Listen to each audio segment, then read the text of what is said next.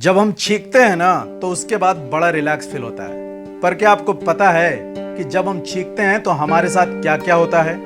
चलिए हम बताते हैं। पहला कि छींकते समय आपका दिल 1 सेकंड के लिए रुक जाता है। जी हाँ, उसका जो कारण है कि जब हम छींकते हैं तो हमारे फेफड़े पर झटका लगता है और झटका लगने के कारण हमारे हृदय की पंप करने की जो गति है वो 1 मिली सेकेंड के लिए रुक जाता है। और दूसरा ये कि आप छींकते समय कभी भी अपना आंख खुला नहीं रख सकते। ये नामुमकिन है, असंभव है कि आप अपना आंख खुला रख सकें।